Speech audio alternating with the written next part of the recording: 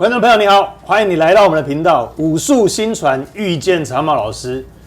在节目开始之前，赶快有67%的朋友在看我们的影片，却还没有按下订阅。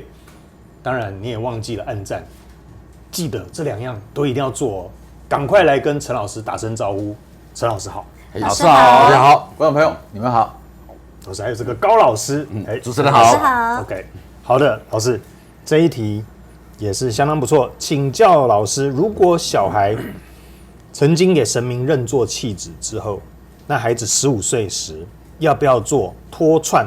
台语叫做腾瓜串呢，一瓜人瓜那个瓜嘛吼。我的台语还可以了哦，有进步。需要做这个脱串的仪式吗？想请教老师，谢谢。我们的这种年岁，我4字头的，我们那时候在庙给神明认作弃子，那因为那个符的那些布包，对，小孩子流汗，大概半年，闻起来就很臭，所以后来老人家就用那个铜板，穿孔的那个铜板挂在脖子里面。那我们讲说，人从生下来到虚岁15岁年底。这都还在我们的民间信仰里面的习俗里面，叫做祝生娘娘的婆姐宫，祝贤娘娘的婆家宫，所以里面都还在受呵护。所以这又衍生到老师到底我们家里拜床公床母，到几岁以后就不要拜。当我们有小孩还在虚岁15岁以内，如果问标准，都还要拜。是。那我们的小孩超过15岁过。所以虚岁16岁，叫做我这一个挂在脖子的这个保佑的那些铜板、那神明的信物就可以脱下来。为什么脱下来？因为我的灵体已经不在祝生娘娘的婆姐宫里面受他们呵护，是，所以都认为说啊，德伯以婆姐宫神明可能干嘛帮我们保佑嘛，大概保佑到15岁年底而已。学理上来讲，对，因为。参考台南府城，他们有做那个成人仪式嘛？是，那成人礼，那叫做我们的脱串啊。所以从我们虚岁16岁开始，我们所做的事都要自己要学会去承担、去负责。那现在的人，好像老师也建议很多新生儿，因为出生时辰不对，容易被灵界干扰，要给神明认作弃子。老师，那还要做什么？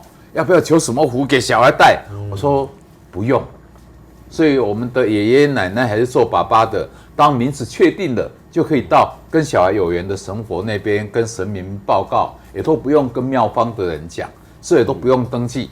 比如说给马主任，就参拜马祖娘娘地址，我是谁，我家住哪里，小 baby 什么时候生，那帮他取什么名字。那如果爷爷奶奶去，叫做求马祖娘娘收我的孙子做契子。什么叫契子？契约的弟子。是。契约的地主，所以叫做契主。但是老人家都给我弯成契囝，那我就请教他孔子的台语，就叫孔囝，好像不对哦。囝要有血缘关系，主就是身份，所以闽南话是契主，是契囝，但是心诚则灵啦，所以老人家讲错都没关系，所以都不用再做什么腾瓜的仪式。现在没有在挂在脖子挂15岁的，你看我们这些年轻的小孩子，哪一个人脖子里面挂一串那个铜板在那边？应该没有。是 OK， 所以这个倒是可以不用做这个动作。不过提出来也是让我们又更深一层的认识我们这个民间信仰的这个礼俗了哈。对 ，OK， 是。感谢老师。好，老师，我可不可以帮观众朋友问一个问题？因为老师刚刚有讲到，就是拜床公床婆的一个重要性。那可不可以别开一章的话，专门来探讨？就是我1年里面的话，从新生儿，然后1年里面要什么时间来拜床公床婆，然后要怎么样来做祭祀？